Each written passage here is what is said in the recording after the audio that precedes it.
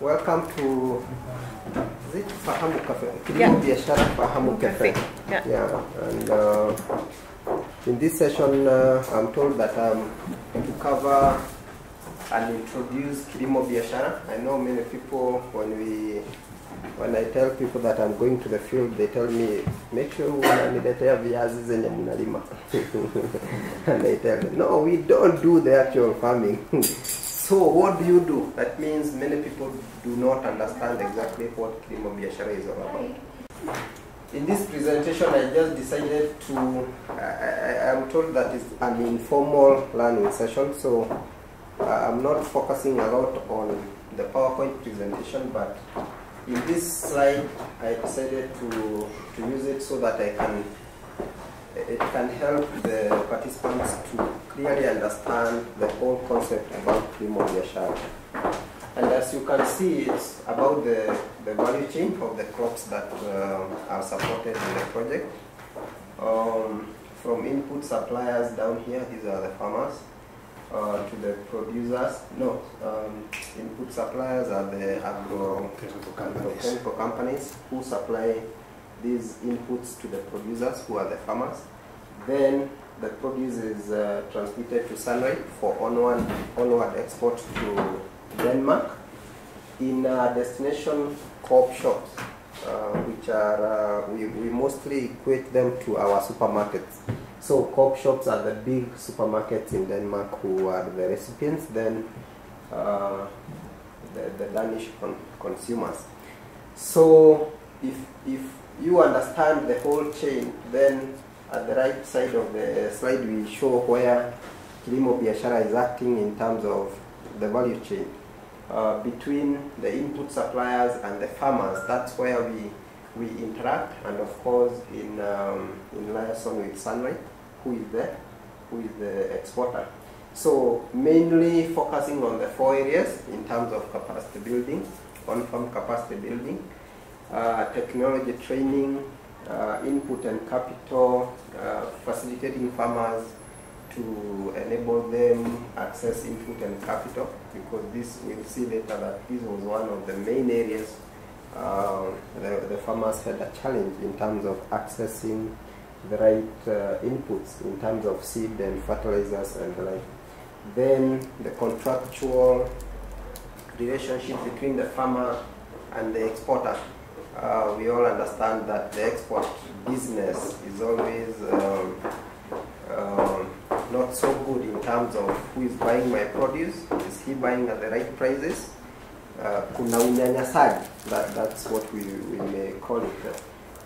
Tunaaminiana. When you sell my produce, are you getting it at the best prices possible, or are you getting the right thing from me? So contract integrity, because in the Kilimo Biashara partnership, it's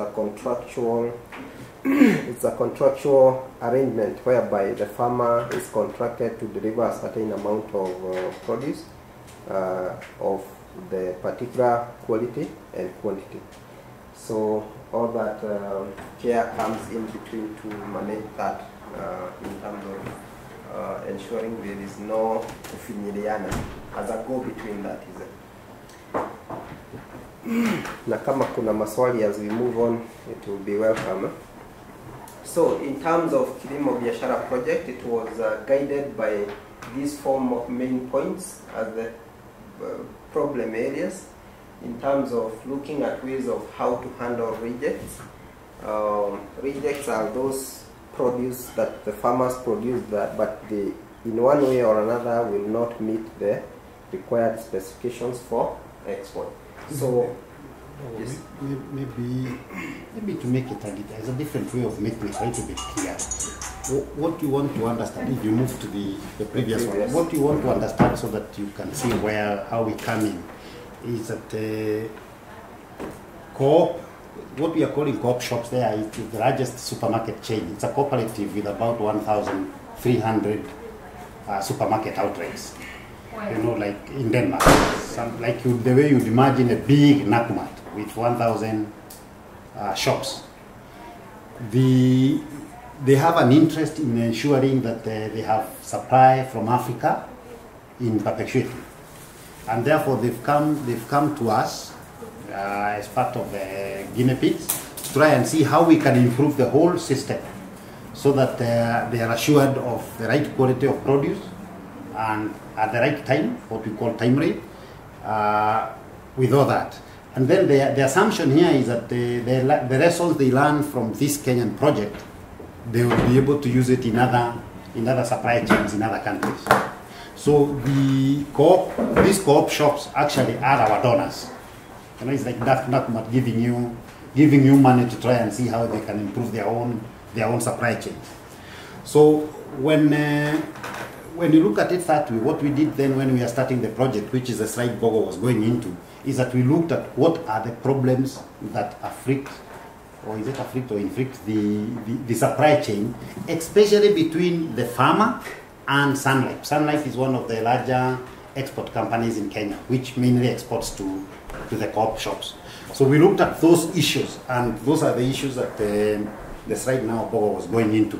And we looked at it and we said those are the main issues that if addressed, then co-op can assure itself of light supply into the future.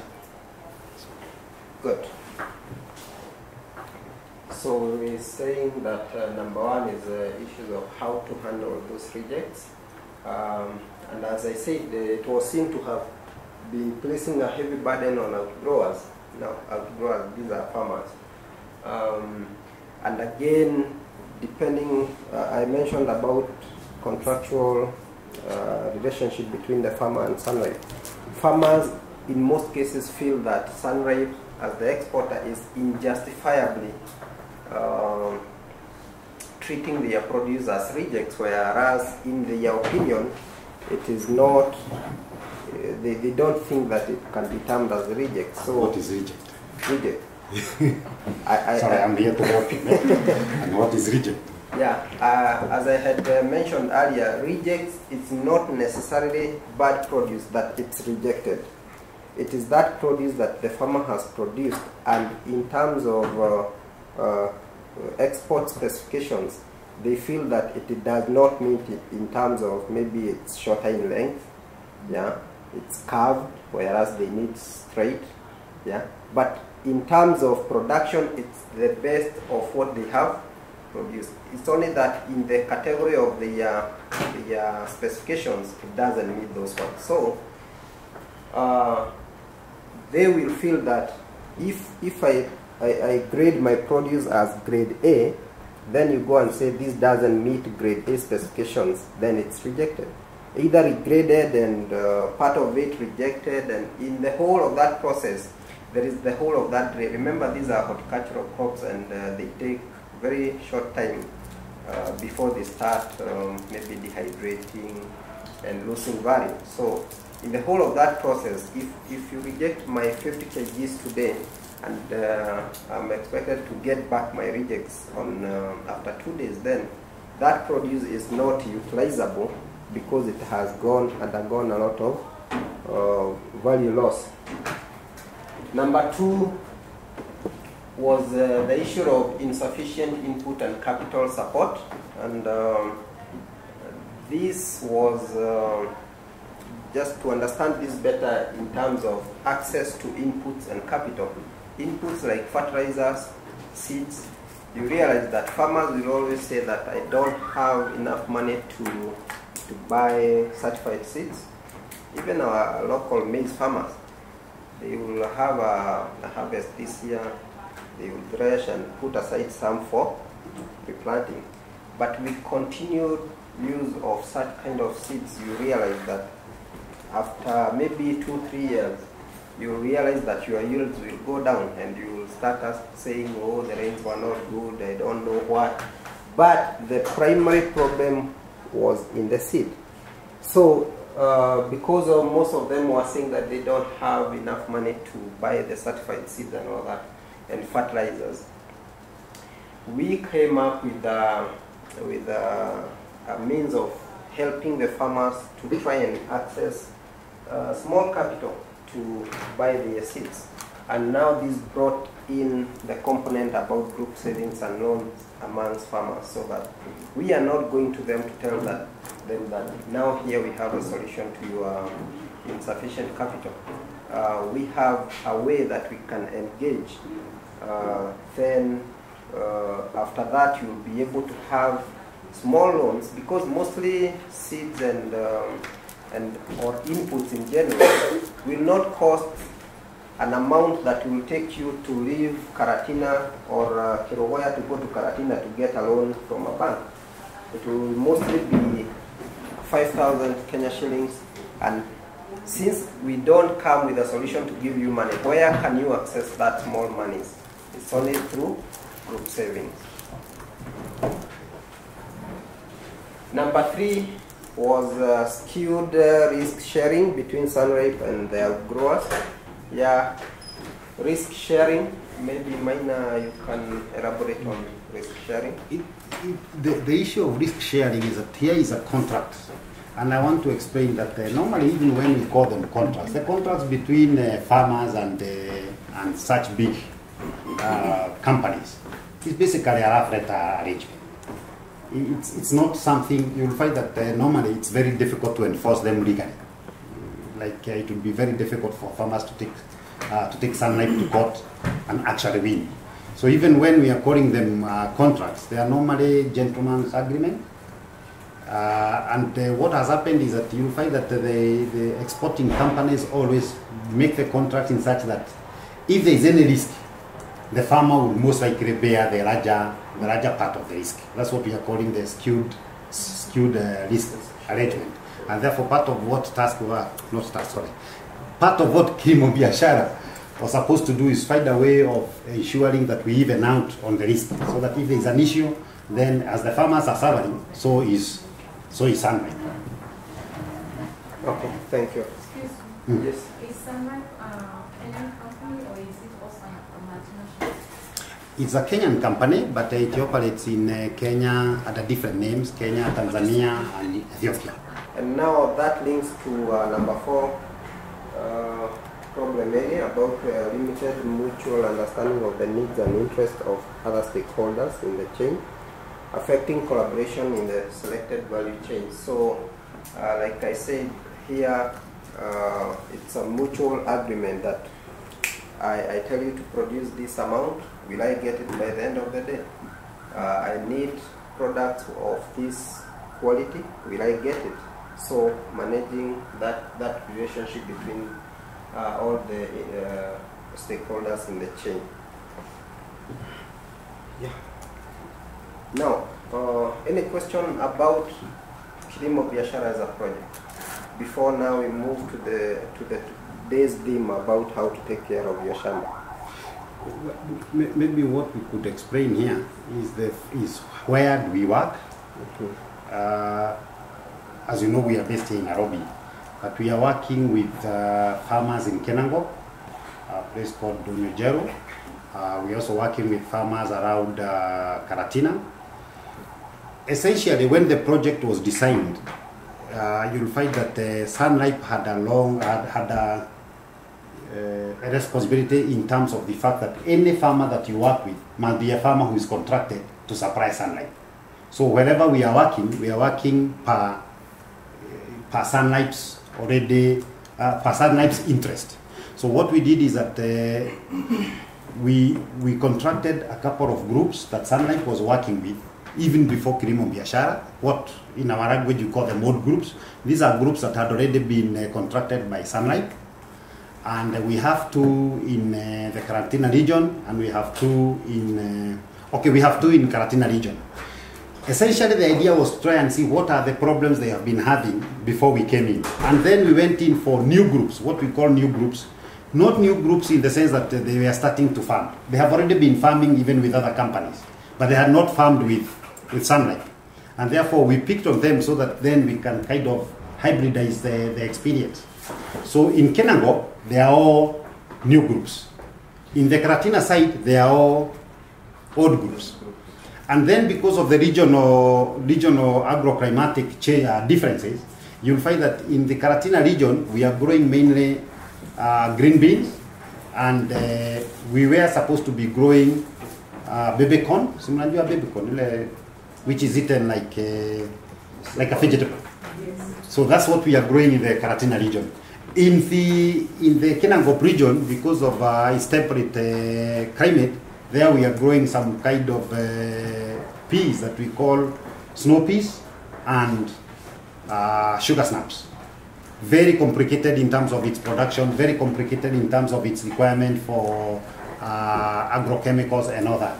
And therefore we are trying to see what are the issues with first of all with the crops, what are the issues with historical precedents, because there are farmers who've grown and dealt with sunlight on certain kind of arrangements. When you start trying to have them change their thinking, like when we went in, anytime you talked any other crop, for them, it's like we had just gone there to work on the sunlight contracted crops. Then what we are also doing is that it is not easy for a project to just deal with 4 crops. So we have agreed that for every farmer, we'll deal with those contracted crops, but we shall also deal with other livelihood issues for farmers. So we also teach them other aspects of farming, not necessarily for producing, not necessarily for marketing to sunlight, but because they cannot survive on only 2 or 3 crops. And as Mbogo has explained, we also do GSNL, basically as a way of helping the farmers, first of all, to harness their resources and to be able to get small loans. If you go to the landscape, including wherever you come from, you get farmers who will be telling you, oh, I used to be a very good nyanya farmer, I used to be a very good cotton farmer. And you look at the farmer today and he's not growing. And in most cases, when you ask them what happened, they don't know what hit them.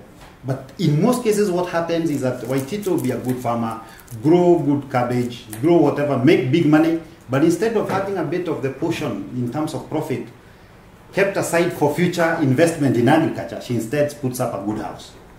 If it's a man, most likely the man will buy a bicycle, but leaving very little for future investment in agriculture. So that at the end of the day, despite having gone through some 1 or 2 very good seasons in agriculture, the farmer cannot continue farming. And that's why we are introducing the issue of group savings and loan.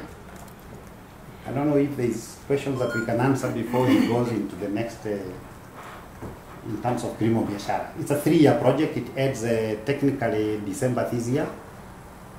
How did it happen that the initial farmers who were supporting were producing for sunrise? Was sunrise in that whole scheme of the relationship even with the donor? Yes, because the donor, as I said, the donor is a supermarket chain in Denmark who receives a lot of material from sunlight.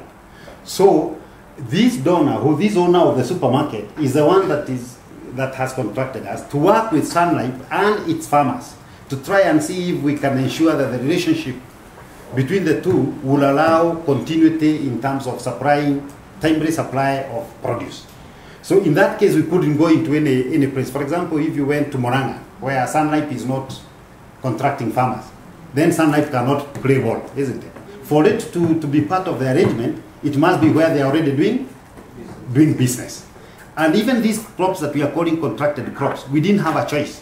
We had to go with the crops that sunlight is supplying to the supermarket, which are green beans, or what you generally call meshiri, you know, the normal meshiri.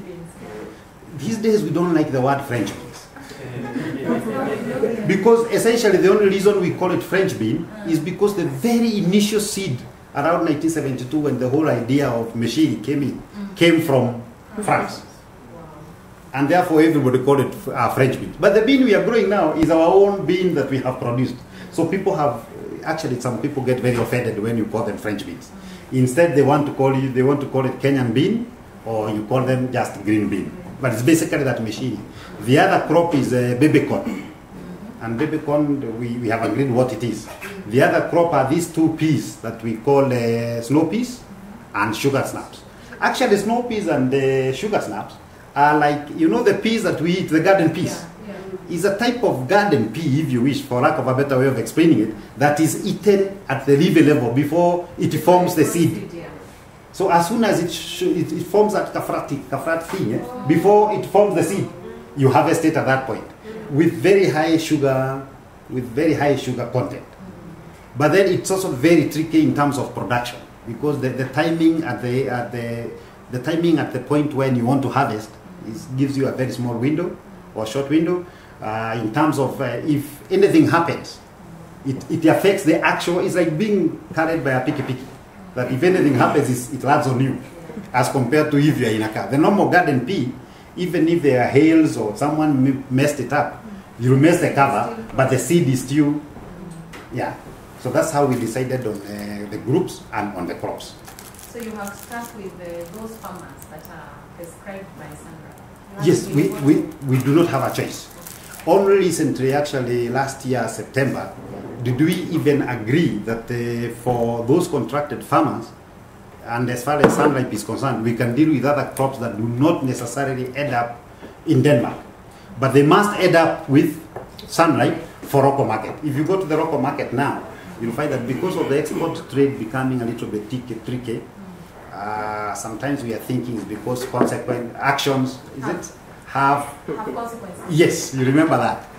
So what the EU has done is made it very difficult to export horticultural crops from Kenya. If you grow a crop in Kenya today, put it into pickups. One pickup you sell through Jomo Kenyatta Airport. As soon as it lands in Amsterdam, 10% of that crop will be sampled, and the sampling intensity is such that the MRL is once you spray, some chemicals remain in the crop. So it may remain at a level that is that much. Not unhealthy, it's not dangerous. But EU wants us to be here. So that to pass Kenyan, especially the sugar snaps and the snow peas, through that testing has become very difficult. The result of that is that exporting companies are having a lot of problems dealing with smallholders as far as especially those two crops are concerned. If you send it to Tanzania and sell it as produce of Tanzania, nobody will do the 10%.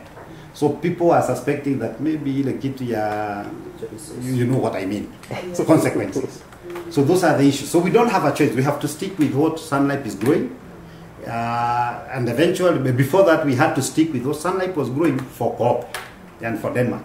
But now the donor has allowed that, yes, we can deal with any other crop with Sunlight, even if the crop is not going to go to Denmark, but Sunlight can sell it locally or wherever else.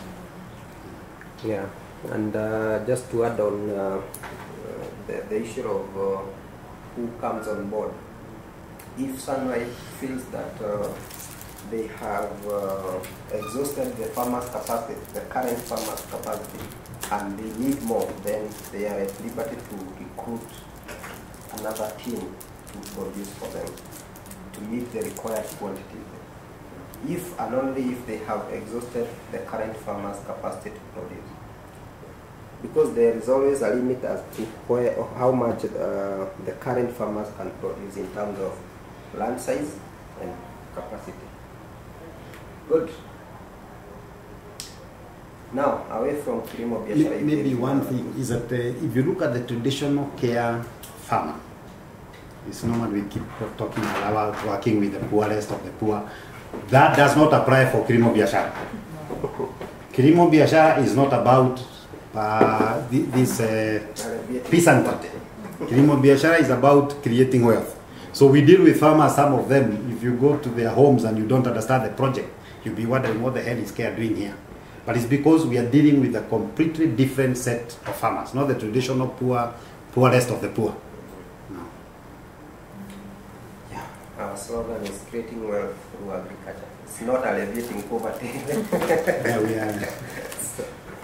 Good. So Reshma told me that basically I'm supposed to be talking about how to take care of a shamba.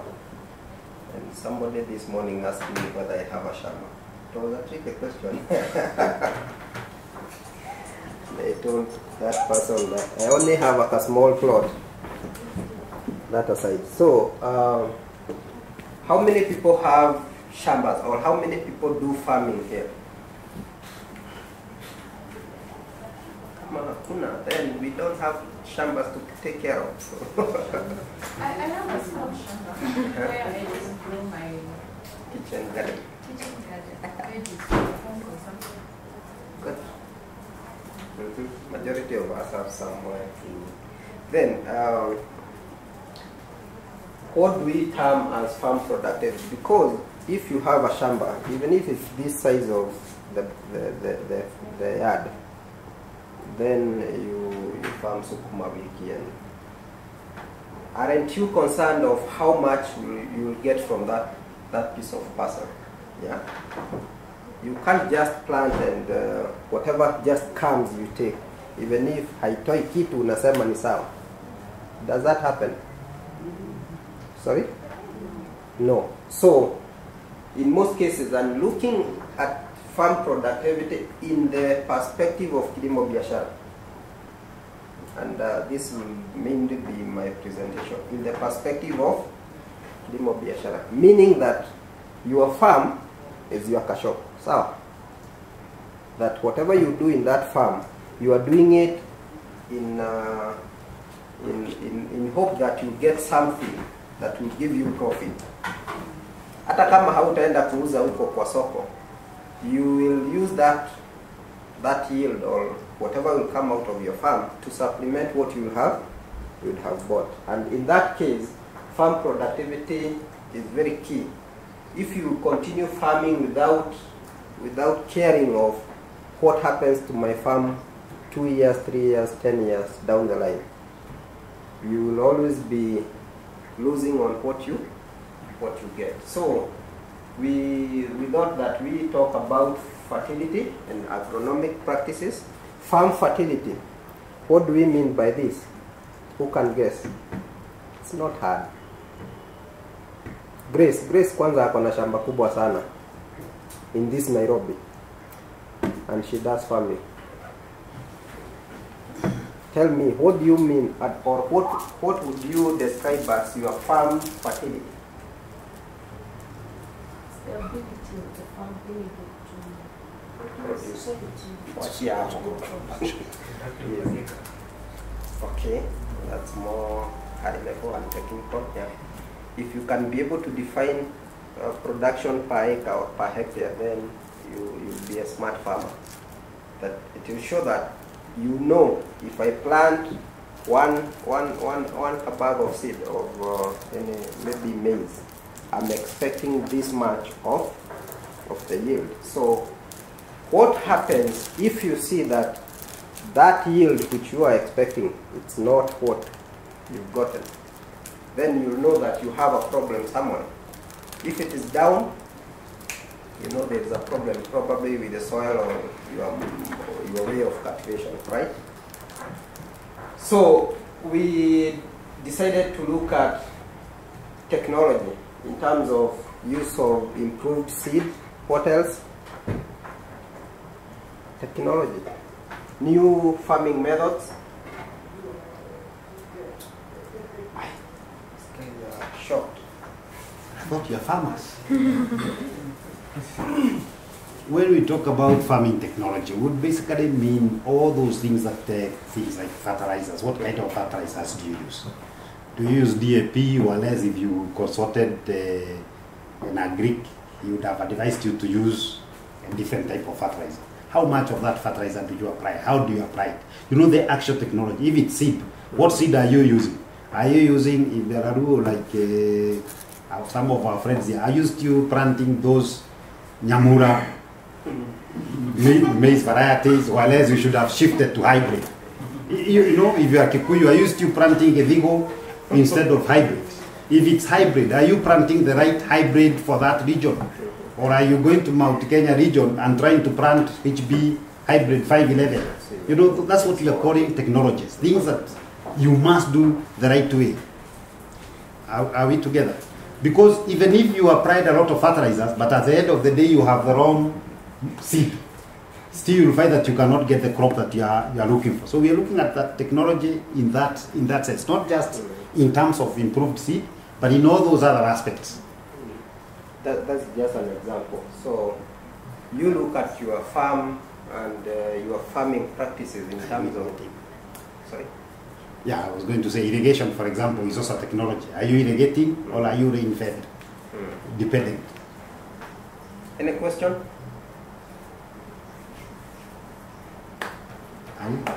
Yes. Do beyond the end date of the project, what happens? Is the assumption that now the farmers are okay in terms of capacity and skills to continue producing quality products for Sunrise that will continue to sell in the Danish markets? I mean, what after the project? After the project, what we are hoping to achieve by the end of the project is, and if you go back, you don't have to go back in terms of the scheme, but if you remember the 4 areas, one of the things that we'll have, we are hoping that we'll have achieved, and we are almost there actually on that one, is ways of reducing the rejects. Mbogo explained very clearly that what we are calling reject is not just a bad crop. It's just a crop that is just short of the specifications. For example, with French beans, because that's our most known, it has to be as straight as possible. So if it curves a little bit, that is not international standard. Because for the guys in Denmark, they are not just looking at quality in terms of taste, quality in terms of, it is even how it presents on the supermarket shelf. Are we together? So if it's supposed to be 6 inches and it's 5 inches, it can be sold, but maybe at a different standard. So one of the things is that we want to ensure that the farmers, we've been training the farmers to make sure that they grow as expected. They understand that if it's harvesting, if they're supposed to harvest today, you cannot stop harvesting today and harvest the same crop tomorrow and still hope that it will meet the standard. Because correlation, for example, could just happen by a change of 1 day's harvest, especially for some crops like soybean, for example, which is not one of our crops, but it's being grown by farmers that we are working with. Just 1 day's change, one day's delay turns the crop a little bit yellowish, and that alone will mean that the crop is a reject, not in terms of taste, not in terms of anything, but in terms of color, presentation. So what we are doing then is that we are teaching farmers, if you have to have your crop rejected, why don't you be the one to reject it? This is the argument. Instead of having the crop in Nyandarua, bringing it to your central correction point at Kenako as farmers, and then doing your own grading and still grading it as good quality, just for it to be rejected at the pack house in Sunrise. Because once it gets rejected at the pack house, sometimes returning the crop is difficult because it's maybe 100 kg. Returning 100 kg could easily be more expensive than just throwing it away for the farmer. If the farmer rejects it at his own grading point, then he could as well use it. Or sell it. Or sell it in a local market. Because what you buy in Gekomba, what you buy in Kenyatta market here, is basically a reject. If you go by that international description. So you can see that it's the issue of training the farmer to understand that they are not competing with Sunlight or with any exporter. That he has a mandate to make sure that if it's rejection, reject at your own level. The other thing is, does the farmer eat the crop? So that even if at the end of the day, the farmer rejects 20 kgs, what does he do with the rejects? Like a recent thing that we did in Kenangopi where they grow soybean. Nobody used to eat soybean. They grow. Whatever Sunlight does not pick for the local market goes to waste because they themselves don't eat it. So they feed it on animals. But remember, this is a very high level, high protein crop. So what we've done is that we've come down, we've brought in technicians from Ministry of Agriculture to take the farmers through the process of preparing wet soybean. So that farmers are taken, the normal thing like you saw people fighting over fish in Uthaya, that kind of a thing. You bring the crops, farmers bring what they can, they cook, they eat together, and now they can start eating. So that reduces the impact of the reject. It may not reduce how much is being rejected, but it means that the reject is not hitting them as hard as it was hitting them before. Are we together? And then the other thing, so on that one we have done very well. The other way would be to try and talk to Denmark, for example, which we have tried to do, but they haven't come back, to look for an alternative market, which will not be so strict that the bean must be straight, but which will accept carved beans, or other assortments like beans that are being sold from Kenya when they are already chopped. Because if you are going to chop, then it doesn't matter whether it was straight or it wasn't, isn't it? So those are some of the things that we are doing. At the end of the day, we are also trying to encourage the farmers, to train the farmers to be able to stand on their feet, because there are also situations where, because of their own weakness as a group, they cannot fight for their rights. So the truck yesterday came at 2. It's supposed to come latest at 3. But there is also a day when it came at 1 and at 7 in the evening. So there was already there waiting for her crop to be picked, who should have been doing something different. If sunlight does not set the track that day, who suffers the loss? Under normal circumstances, sunlight could very easily assume that after all, these are farmers who have no right. But what we are bringing is teaching the farmers that as long as it's not you who has breached this love letter contract, you must seek compensation. And we have had situations where sunlight has had to compensate farmers for such kind of things. So it's all that put together, all right? And even if the farmers stopped growing for sunlight, now they are gaining. They will be able, even if they went to produce for another company, those are things that they will be able to realize that when we are doing our contract, we must ensure that once we agree, if they do not fulfill, we shouldn't play game as if we are just weaklings. We should be able to start on our feet and argue. I don't know if I've answered your question. And then the other thing is, I said, apart from these 4 crops we are growing for sunlight, we're also teaching farmers on other non-contract agriculture, if you wish, other crops, which Mbogo, I think, will talk as we continue. So that at the end of the day, the farmer is not so dependent on the export crop. Because you know the export crop, it only requires EU to change the regulation today, and you have a lot of crop in the farm which cannot sell. So we want the farmer to also grow a little bit of the export crop, but also make sure that your other farming activities are up to speed in terms of giving you a livelihood. Yeah, to add on that is that also the contracted crops are very delicate, and they are very prone to small changes in the weather. In terms of in Kinangop area, if frost comes tonight, then you lose all your crop.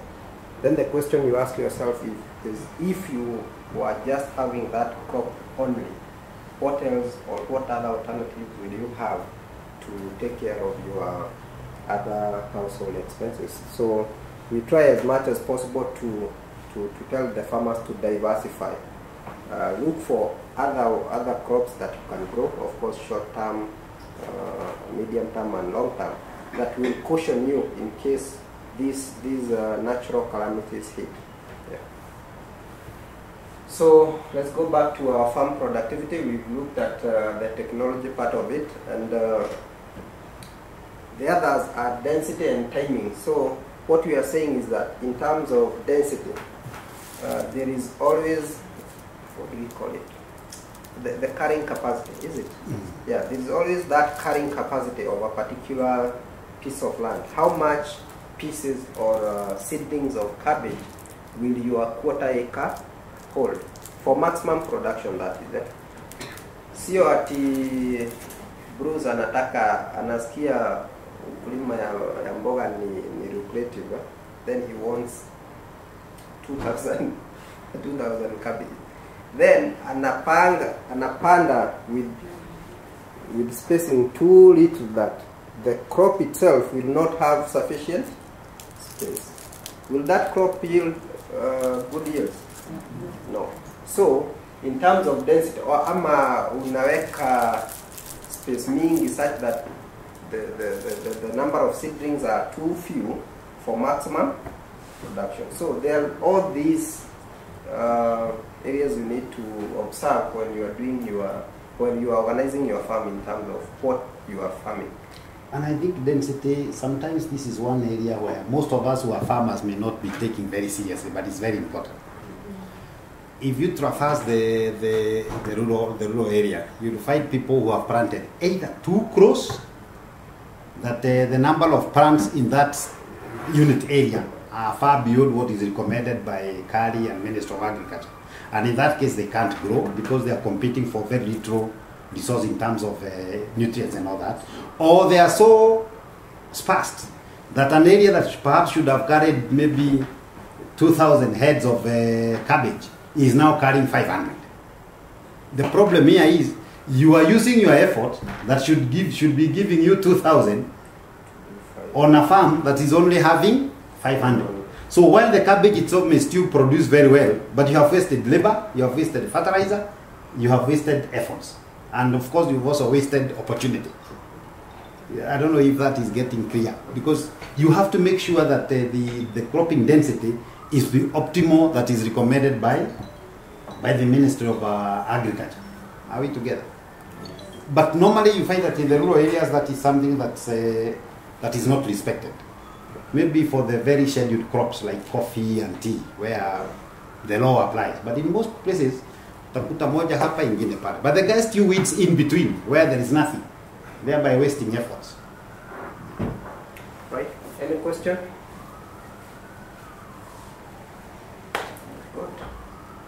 Timing. Abu. What is timing in relation to farm productivity? Kama hujui siwaambie nani.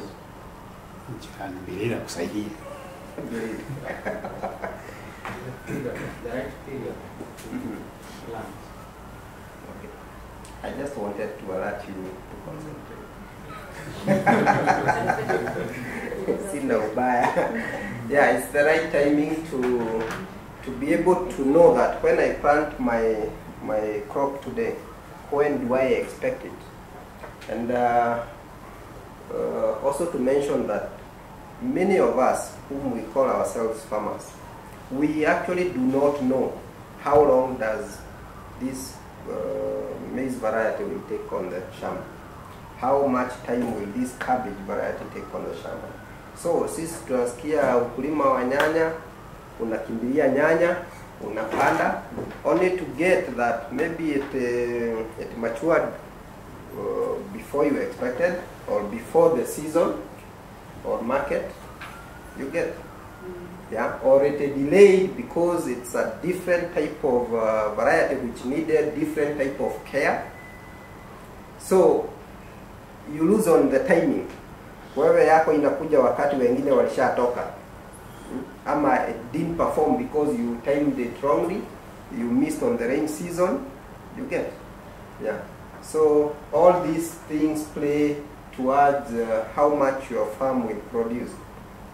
And these are critical areas that we need to put into consideration before we get into farming. And remember, it's farming as a business. Remember that. So if you don't farm well, then you lose on. If Waitito wants to plant in her small quarter acre, you call it what? Kitchen garden. And It's beyond a kitchen garden. It's quarter an acre. Okay, let's assume that you want to plant, I don't know what you like most.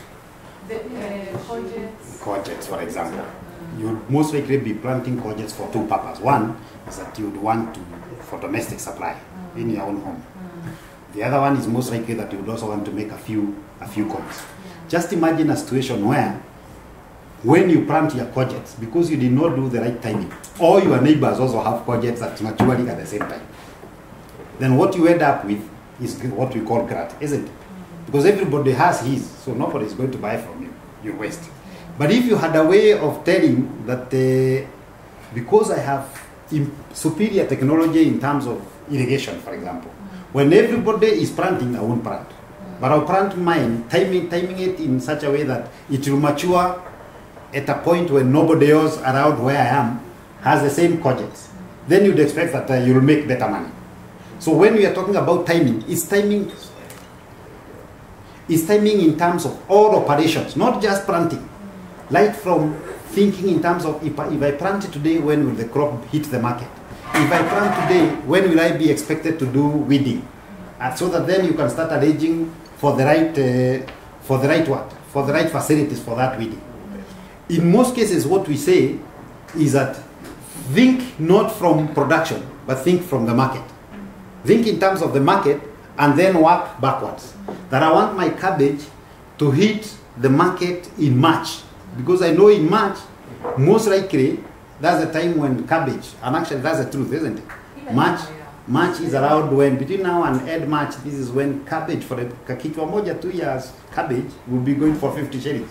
So if you want to hit your market, your crop to hit market in March, you must think March and then work backwards in terms of months. That this crop will take 4 months in the farm. So when do you plant? December, isn't it? And then it will take another 3 weeks or 1 month in the nursery. So when do you do your nursery? In November. So then that's what we are talking about. When you're thinking market, when you're thinking farming, Kilimo Biashara, don't just wake up one morning and because the rain seems like it's coming, go in and plant. You want to be able to look at where am I intending to sell my material? When do I intend to come to the market so that it's most profitable? Then work backwards. So that you are saying, even as you are planting now, you know you want to hit the market at a certain point. But in most cases, what we do is that you wake up one morning and everybody in the farm plowing. So you also wake up and you do the same. At the end of the day, all of you have material in the market, hitting the market at the same time, and you're going through serious loss. We must remember that there are times when, if it's for domestic supply, there are times when it is even better to buy than to be the one who is producing. In any case, it is known across this country that farmers always eat reject. The very best goes to the market. The second grade is what all of us eat in our homes. Isn't that true? Yeah. So those are some of the things that you have to think about to increase your productivity. One of the challenges we had when Leshma gave us this is really we can't go into the science saying that maize is planted this and that, because then your interest is maize, his interest is something else. So we can only talk general aspects of agriculture. Yeah. But you are welcome to come and talk the actual crop if you want. We and Mbogo may not tell you about all those, but we have staff who can tell you if you plant maize today, it will have 3 leaves in how many number of days. You know, that's their job. Yeah. Good.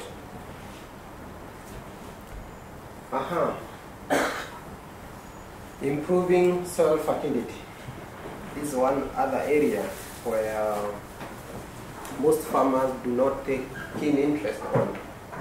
Remember, by the time we were starting the presentation, I said that when you plant recycled seeds, we call them recycled seeds, for so long, then your yields will be diminishing, and that could be one contributor of poor yields.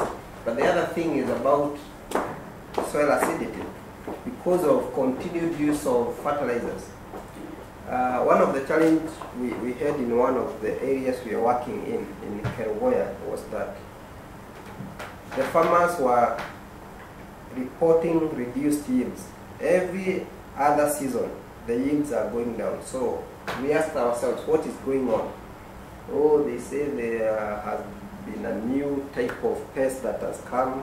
It's called whiteflies. It wasn't there before. And the people were saying that they've not yet gotten a vaccine a pesticide for those whiteflies. So when it was contained, still the yields were down. So what we did was think of, why don't we test our soil acidity? And it was found that the soil is too acidic. That's why when they plant the green beans, it always yielded, and it also yielded low and also got so many diseases. So what we did is that we went ahead and did a soil test analysis, and from the company who did the analysis, gave the farmers a whole list of recommendations on how to treat their soils in terms of use of compost manure. And again, that's another activity that the project picked in terms of our field officers, to train the farmers on how to prepare compost instead of using the normal fertilizers. So, But I don't know, you may have mentioned this when I was out. But I think what we want to emphasize is the fact that you guys that we are talking to are above most of the farmers that we talk to.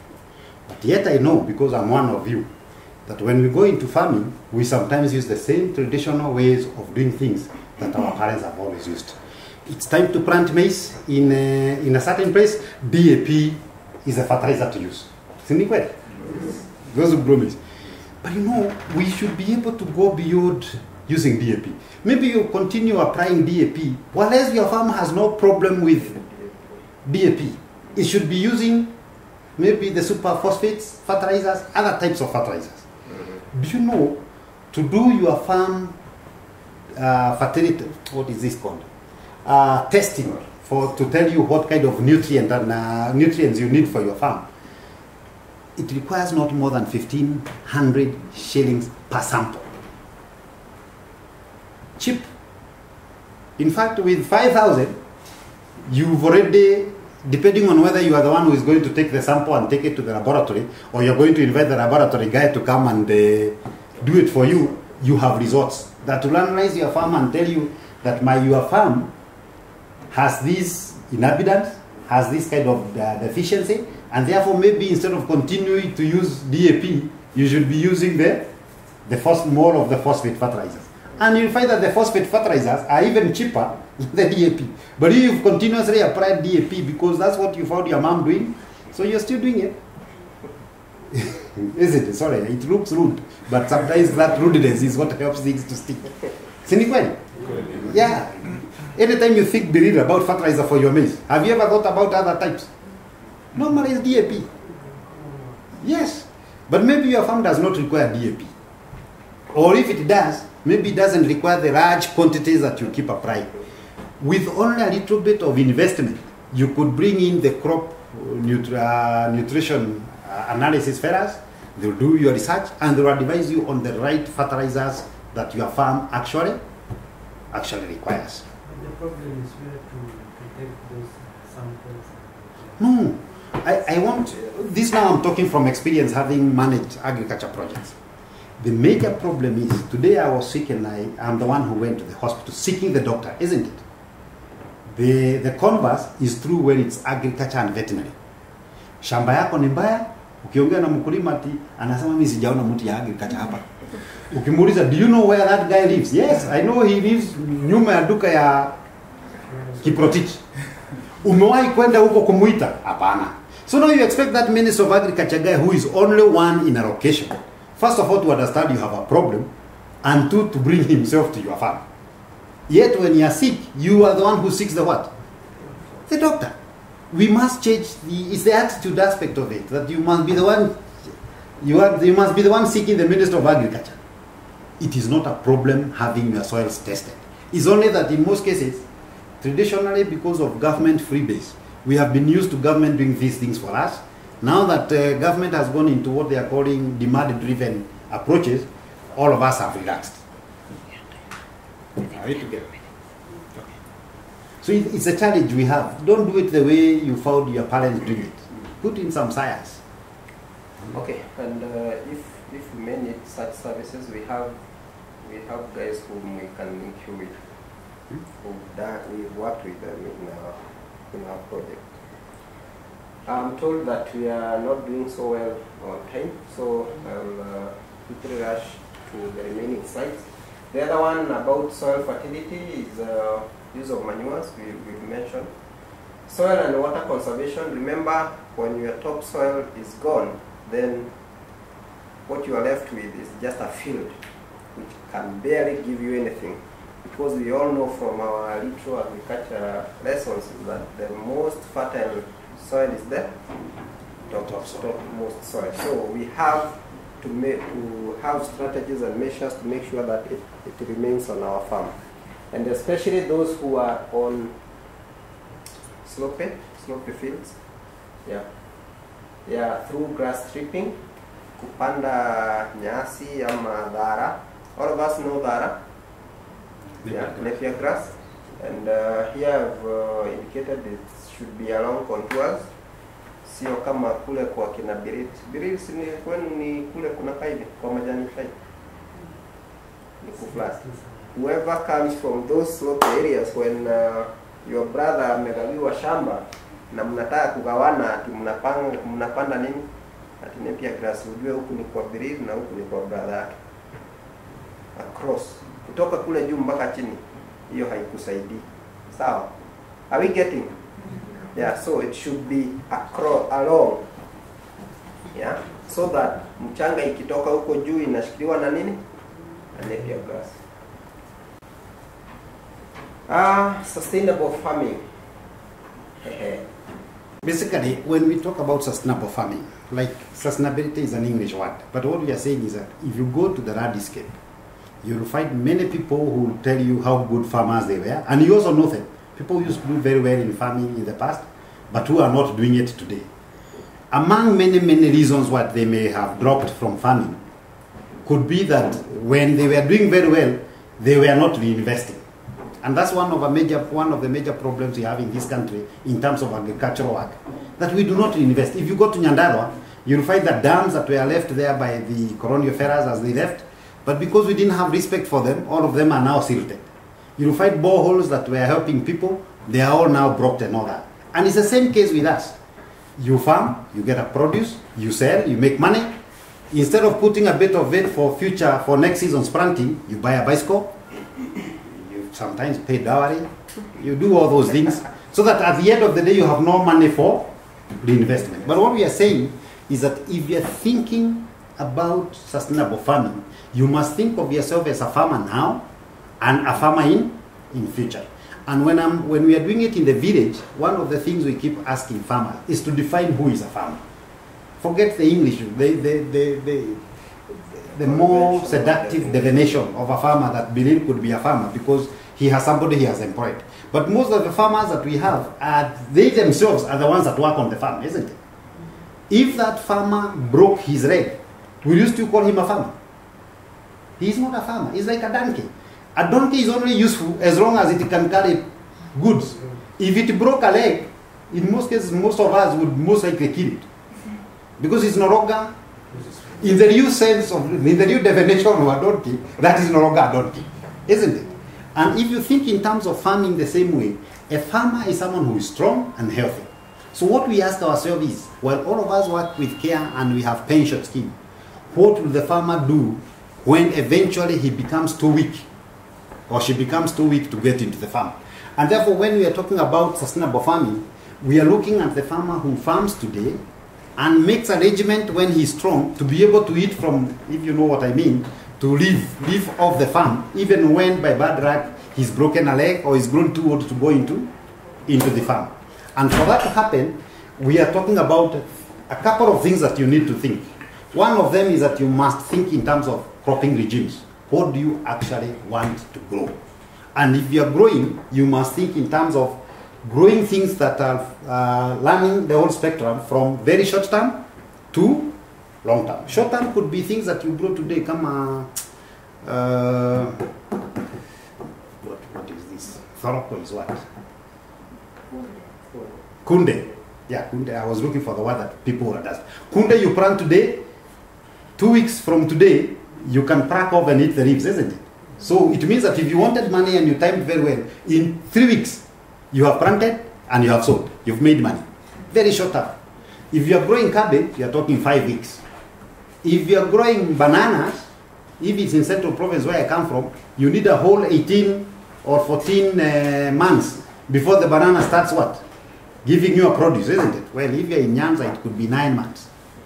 If you're growing avocado, then you know that if you grow the traditional one, it could go up to 8 years before it gives you a fruit. If you plant a grafted avocado, you are talking 3 to 3.5 to 4 years. That's why we are saying you must think in terms of diversifying what you do on your farm to be from short term to long term. And when you're thinking long term, you must think pension. Because you must tell yourself, as a farmer today, I am a donkey. I'm able to go to the farm. What happens when that donkey breaks its leg? What happens when that donkey becomes too weak to go into the farm? If you are the farmer who's been farming like that donkey, then it means that you'll go hungry. And that's why we are saying then that for short terms, you are thinking horticultural crops, things that give you a produce up to about 3 months. Because you need to eat, isn't it? But as you do that, also combine with some few mid-term enterprises. Think bananas, think shrimp tomatoes, think things like pineapples, things that give you a produce over, you put your efforts today and you can be able to harvest for the next 5 or so years. But also think long term. And when you think long term, you are thinking mainly tree crops. You are thinking about investing in certain trees today from which you can eat into infinity. In Kisumu, I had this experience, which I don't know whether it's true or not, that some of the trees, mango trees that you see in Kisumu Asian compounds, were planted when they were doing the railway. And they're still giving a few fruits there and there. If you had your own 5 planted now, believe, even, I don't know how old you are, but yes, I'm sure you're not older than me. So in another 20 years, you'll still be able to get fruits from it, isn't it? And at that point, you don't have to go to the farm. You could very easily just bring a chair. Anybody who wants fruits from where kwenda juu leta ukipitia hapa kila moja ni ku. Surely I haven't seen someone who is too old to count money. Have you seen one? No. So that's the kind of thinking we are saying, that don't be monolithic in your thinking. Think diversity. And even when you think diversity, think in terms of those 4 cropping regimes, the short term, the short term. And even within the short term, also think diversity, because you might grow cabbage only for your cabbage to mature when everybody else has cabbage. It's you think in terms of the short term, but diversify within that range. Think in terms of the medium term, and also diversify within the medium term range. And think about the trees as long-term crop, and think also diversity. Diversity in some trees for fruits, some trees for firewood, some trees for timber, so that you are widening the opportunity for yourself. Are we together? When we talk passion for farmers, we normally talk trees. Because if you plant trees today when you're healthy, do that. I wish we had the time for me to show you some of the slides I used to do for TAS in Nyanza. You'd be very surprised how profitable tree planting is. If you do not think like the way many people think that nikipanda miti leo haitakuwa nikiwa hai. You know, that's what most of us do. You want something that grows. If you can plant it today and harvest tomorrow, the better. Fine. Plant that one, but remember also to plant those long-term ones. Are we together?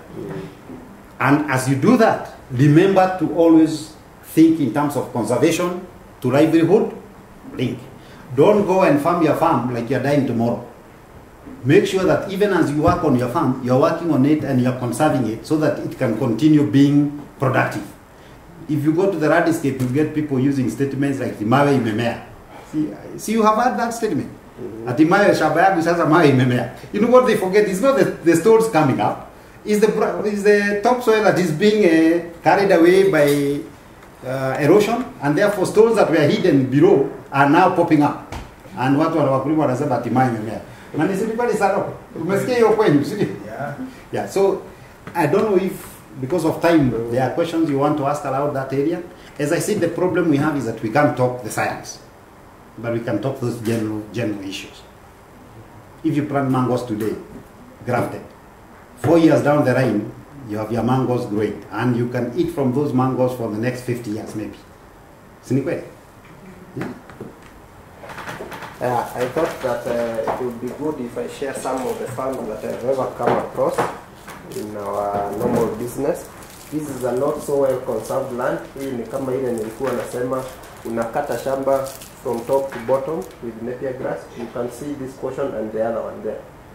So instead, the farmer should have cut across so that when soil is coming down, it will be trapped by the napier grass. Like this one. This is a good example. As you can see, the land slopes this way, but the strips are along the contour. That was when we were doing pests. Many of the farmers we were dealing with didn't have cows. So they kept asking, tunapata napier grass ya nini? But soon we introduced bailing for them. And they were making far much more money than they would have made possibly even if they had cows. Because then they would sell the napier to their neighbors. Also, the farmers we work with are also dairy producers. That means even if, and by the way, this farmer, her plot size is less than 50 by 100. Less than. So, she has only one cow, and it's the one that's given her 5 liters and something on this car, pink, I don't know whether it's pink, a bucket. So, she doesn't have the napier grass in her land. She gets it from the msitu, grass from msitu and napier from other farmers. So what we are arguing is that if you think of introducing napier grass, think outside the box. Think of a business of selling that to those who don't have even enough space to do the grass stripping.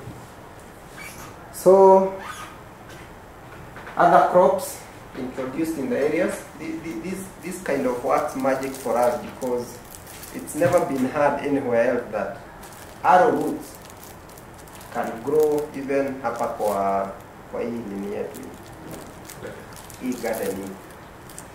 How many people think it can? So we always thought that these arrowroots will be planted along where there is a lot of water. But there is another way that has been introduced in the areas we work, whereby even in your own small piece of farm, you just need to be watering it maybe twice a week, and you will get such. You can see where this woman or this lady is standing. Oh, okay, there is no stream or a lot of water flowing, but she has prepared like a seedbed size plot. Maybe 1 meter by 1 meter by whatever length by you want. maybe up to huko kwa mlango. Such width, such that you'll be able to access it from both sides without getting inside. Yeah, because the concept here is not to step into the bed, so that whatever materials has been put underneath will conserve the water, and a lot of manure put under it so that it has the right nutrients. So you don't have to go huko kwa mto. Maybe this is a good time to ask. Waitito, if you went to your normal market and you compared the price of sukuma wiki, cabbage, terere, managu, what would you find as the more profitable, the more expensive? Cabbage is more expensive than akina managu. Are you sure? I thought managu, the traditional vegetables, would be more expensive in the market. I mean, if you get a bunch for 50 shillings, yes, of managu, I mean, it's a big bunch. Eh? But maybe I'm looking at the price of cabbages currently in the market. Oh yeah, currently, yes, because between now and March, cabbage. Yeah. But generally we know that if, for example, for my friend Stano, if you go there to buy the spiderweed, or the problem is I don't know what spiderweed is. Saga. Yes, it's very expensive, isn't it? You know, one of our greatest problems in this country, and possibly in other countries, and especially those of us who went to school when I did, is that the teacher made you believe that there are two type of crops. One he called cash crop, and the other one he called food crop, isn't it? And for cash crop, he defined it very clearly. He said it's coffee, tea, pyrethrum, sisal. Why did he knows those are the ones that every time when your teacher told you to mention cash crops, those are the ones he expected you to mention. Even our kids, when they bring But you see now the unfortunate thing, you know, the dilemma here is that that kid grows knowing that if you want to make money from the farm, you must grow those. But what this guy does not tell you is that if you grow, what did you call it? Spiderweed, sarga or whatever, in your farm, it you sell more expensively, and you get the same paid by the same rigotada, isn't it? I mean, there is no money for, if you grow what is traditionally called cash crop and you need a food crop and you sell, you will still be paid by Kenya money. The result of that is that we have all struggled to make money from coffee that is going down the drain in Muranga. We've all struggled to make money in Nyanza through cotton, when we know that cotton will never revive again, unless maybe something, a miracle happens. But those things that can make money, we do not grow. I want to give you an example. In 2004, we did a comparative analysis of the market in Nyanza. At the Kisii market, one bag, I can't remember the actual prices, but a bag equivalent of kale, sukuma wiki, was about 1/10 of a bag equivalent of saget. Yet, if you go down Kisi homes or even Kalenjin homes, you will never find purposely planted saget. Hiyo ni ile tu inamea hapo nyuma ya nyumba sababu bahati mzuri mbegu ilianguka wapi? Have you ever seen someone with a quota of saget? Can you imagine how much money you can make if you had a quota? But people don't see it as a cash crop because traditionally they were taught that that is a food. These days they have even come up with a more profane word for it. They are calling orphaned crops. You know, anytime Minister of Agriculture uses that word, I feel like telling this guy, you shut up. Who orphaned it?